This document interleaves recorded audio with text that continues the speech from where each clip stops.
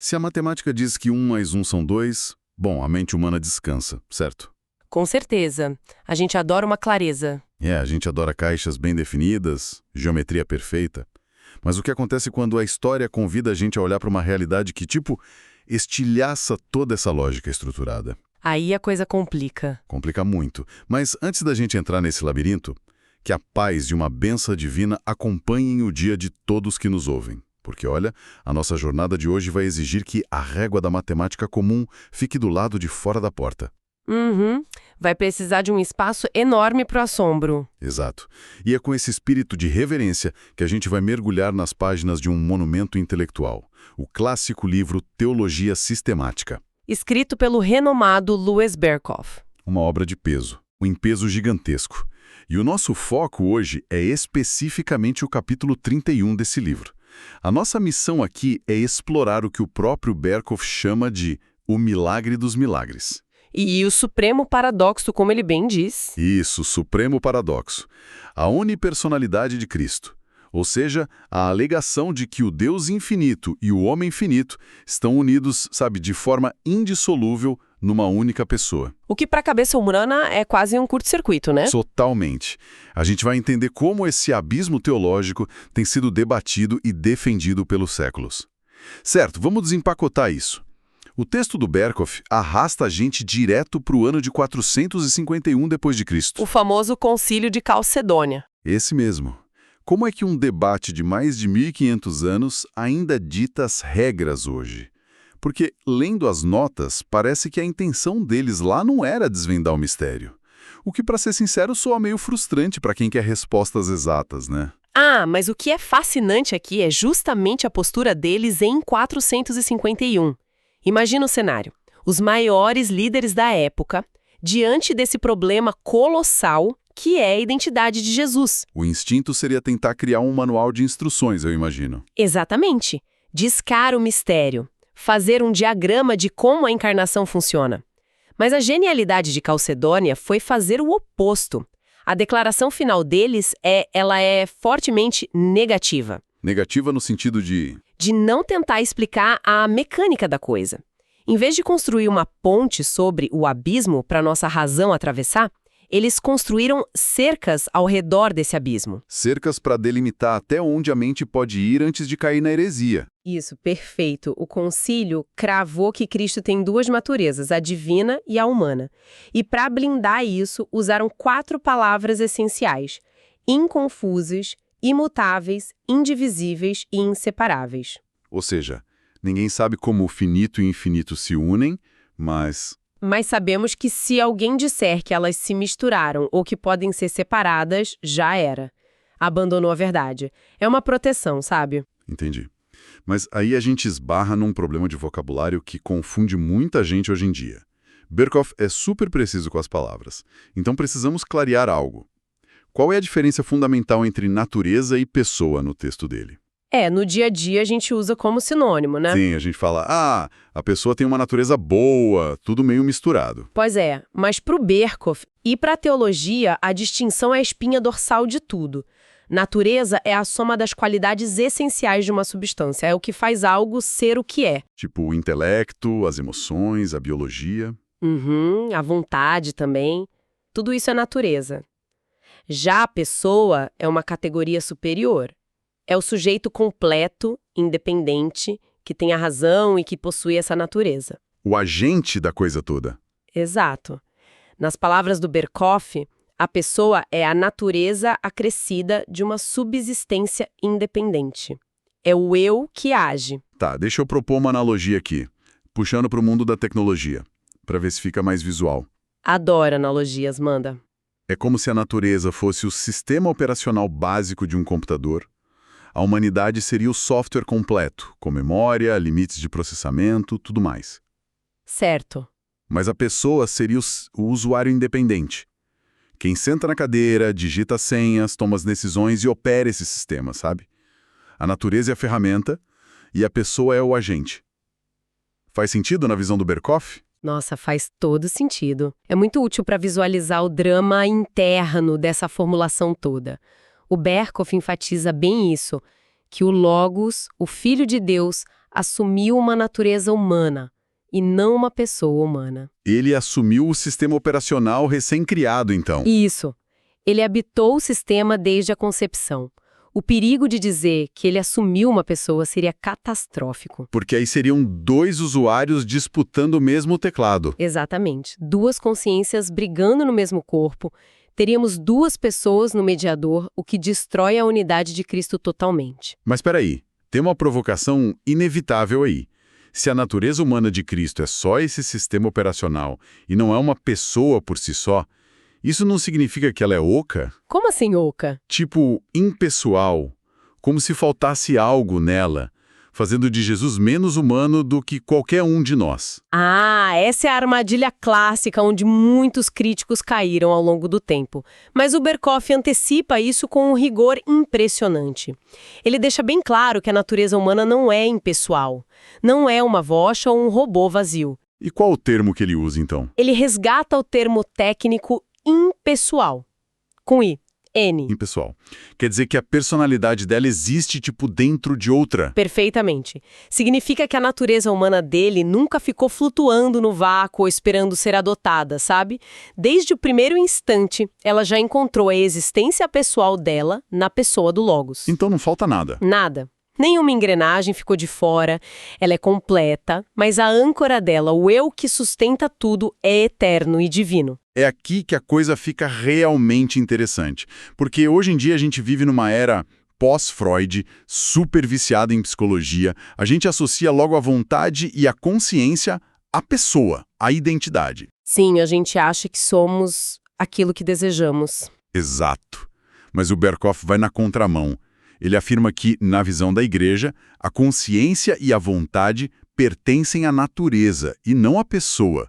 Como é que a mente moderna engole isso? Olha, engole com muita dificuldade, porque fomos ensinados a misturar o nosso querer com o nosso ser. Mas a teologia clássica separa isso muito bem. Vontade e consciência são faculdades do sistema, não do usuário.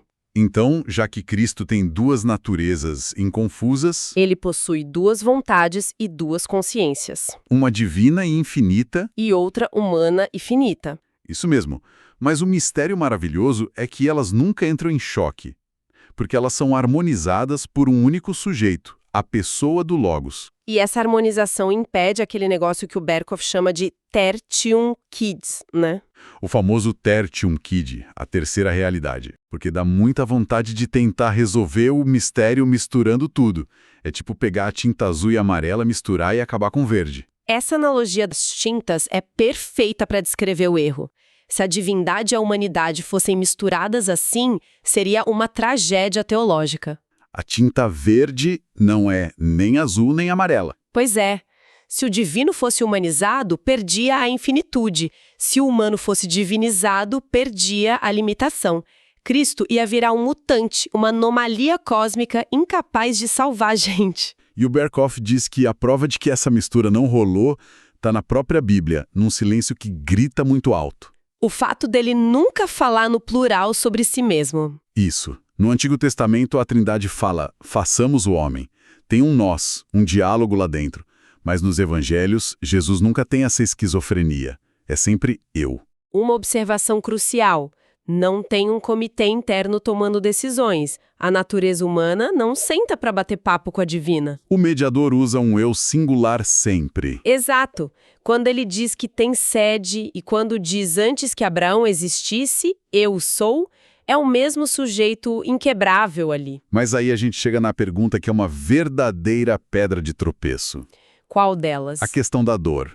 Se o Logos é imutável e assume a carne, e essa carne passa fome, sofre e morre na cruz, como a imutabilidade de Deus sobrevive? Ah, o paradoxo do sofrimento. É, porque se a essência divina não sofre, não é só um teatro cósmico.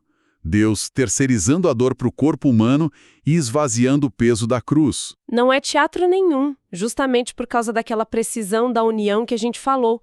O Berkhoff lida com isso explicando que a natureza divina essencialmente não mudou. A divindade não pode sangrar nem morrer. Tá, mas então quem morre lá na cruz? Quem morre é a pessoa do Filho de Deus. A pessoa. Sim, a pessoa. Esse é o peso de Calcedônia. A encarnação tornou o sofrimento profundamente pessoal para Deus. O Logos experimentador e a morte de forma derivada. Através daquele hardware humano que ele assumiu. Isso. E como é a pessoa divina que está sofrendo, o sacrifício ganha um valor infinito. E essa troca toda nos leva aos efeitos práticos da união, que o Berkhoff organiza nas 3 comunicações. Aqueles termos em latim que assustam no começo. Pois é, assustam quem lê, mas explicam a contabilidade da coisa toda. Vamos passar por eles. O primeiro é a communicatio idiomatum, a comunicação de propriedades. Esse é tipo uma conta bancária conjunta de uma pessoa só, onde 2 naturezas fazem os depósitos. Como assim? Os atributos das 2 naturezas pertencem à pessoa. É por isso que é certo dizer que a pessoa de Cristo é onipotente, sustentando o universo, e, ao mesmo tempo, é um varão de dores ali, exausto. Não é que o músculo humano virou onipotente. Não. Ambos são propriedades legítimas do único Cristo. Legal. A segunda comunicação é a communicatio operationum, comunicação das operações, que mostra que toda a obra de resgate tem assinatura conjunta. Uma dupla chancela, exato. A divina e a humana cooperam na salvação, cada uma atuando de acordo com seu princípio. E a terceira, que eu acho fantástica, é a communicatio gratiarum, a comunicação de graças. Porque a natureza humana finita não tem nada para dar de volta para a divina, né? O infinito já tem tudo. Verdade. Mas a humana recebe dons absurdos por estar unida ao Logos. E o Berkhoff destaca a impecabilidade. O tal do não posse peccare. Não é só conseguir não pecar, é a impossibilidade moral de pecar. A humanidade de Cristo é adornada com uma glória sem igual. O não posse peccare garante que mesmo com tentações reais era impossível Cristo sucumbir, porque a pessoa divina jamais entraria em contradição com a própria santidade. E isso tudo deságua numa aplicação prática que é a adoração. Quando alguém se ajoelha para orar, quem está sendo adorado? O Berkhoff resolve isso com muita elegância. O objeto de adoração é o Deus-homem completo. Ninguém adora só o lado divino e ignora os pés sujos do carpinteiro. Exato. Mas a base que legitima essa adoração, o motivo de não ser idolatria, é exclusivamente a pessoa divina. É o equilíbrio que salva a religião do delírio. Adoramos a totalidade porque aquela carne pertence inseparavelmente a Deus. Agora, com um mistério tão profundo, a história mostra que a humanidade morre de medo de pontas soltas. Muita gente tentou consertar esse paradoxo ao longo dos séculos. Ah, as heresias nascem sempre da nossa impaciência, né? Sim. O capítulo cita várias. O que estava por trás, por exemplo, da posição luterana. Bom, se a gente olhar para a psicologia humana, a gente quer um Deus controlável. A teologia luterana posterior queria que a união tivesse uma transferência real de atributos divinos para a natureza humana. Eles queriam injetar onipresença na humanidade de Cristo. Isso, para garantir que o corpo de Cristo pudesse estar fisicamente presente em vários lugares durante a ceia. Mas o buraco lógico disso é gigante. O Berkhoff expõe isso sem dó. Se a natureza humana recebe a onipresença, ela evapora. Deixa de ser humana. Claro, um corpo humano onipresente é uma contradição. A humanidade perde seu representante. Não dá para olhar a Bíblia, ver Jesus cansado na estrada e achar que aquele corpo era onipresente. Eles tentaram proteger a majestade de Cristo e quase destruíram o irmão da humanidade. Mas a reação a isso no século XIX gerou algo mais radical ainda. As teorias da kenosis, o esvaziamento. Essas mesmas, revelam muita arrogância intelectual. Elas pegaram Filipenses 2.7 sobre Cristo ter esvaziado a si mesmo. Mas qual era o motor psicológico para inventar um Deus que encolhe? Era um desconforto racional extremo, sabe? Era insuportável para eles olhar para um bebê chorando e aceitar que ele sustentava as galáxias. Então eles propuseram que o Logos literalmente jogou fora a onipotência para caber no molde humano. Nossa, teve um crítico na época que chamou isso de encarnação mediante suicídio divino, né? Exato. Gés dizia que o verbo abriu mão da consciência cósmica. Ebrard sugeriu que o Logos encolheu que o tamanho de uma alma humana. A criatividade para forçar uma matemática divina é assustadora, mas o Berkhoff chama o teólogo Warfield para implodir isso. Warfield mostra que esse esvaziamento literal destrói a Trindade. Se o Filho perde os atributos, ele deixa de ser Deus e ponto final. A famosa deidade encolhida do Warfield. E um Deus amputado não pode carregar o pecado do mundo. E ainda tem as teorias psicológicas mais modernas, Ah, sim. O Dorner com a encarnação em parcelas onde o Logos ia habitando Jesus aos poucos. e o Sunday, que foi mais longe e disse que o subconsciente humano era a morada da divindade. Como se o divino fosse um lapso freudiano às avessas. Reduzindo o infinito a um truque da mente. É, a humanidade moderna querendo domesticar o mistério, né? Preferem um mestre moral do que o Deus-homem soberano. Todas essas tentativas dos luteranos aos psicólogos modernos falham pelo mesmo motivo. Elas se recusam a admitir que o nosso intelecto não é a medida de tudo. Deus transcende essas caixas. Então, o que tudo isso significa? Depois da gente passear pelas cercas de Calcedônia, separar a pessoa de natureza e ver essas teorias naufragarem, qual é a âncora que o Berkhoff deixa pra gente? A âncora é perceber que proteger o milagre é a única forma de manter a nossa esperança. Diminuir Deus ou divinizar o homem tira o poder da redenção. O valor está em abraçar o assombro de que o Criador mergulhou na sujeira e na dor da criação. É o céu rasgando o tecido da realidade para resgatar a gente lá no fundo do poço. Exatamente. Não é a gente subindo, é ele descendo. E essa imagem da gente no fundo do poço me deixa com um pensamento final muito provocativo e que brota direto dessa ideia do Berkhoff. Quando ele crava que a consciência e a vontade pertencem à natureza e não à pessoa, a gente precisa olhar no espelho. De que forma? Nos nossos dilemas do dia a dia. A gente vê o quanto a nossa força de vontade cede, vacila. O ser humano vive em guerra contra desejos destrutivos. Se a vontade está na natureza, essas quedas são o reflexo da nossa natureza humana fraturada, corrompida.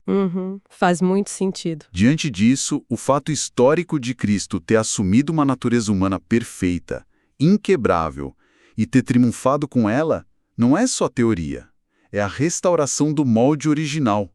Como a existência de uma vontade humana que nunca cedeu ao mal, transforma a esperança para nossa própria condição estilhaçada. Fica essa reflexão profunda para cada um que acompanhou o raciocínio. Uma reflexão necessária, de verdade. Bom, a imensidão desse mar de conhecimento está longe de acabar por aqui.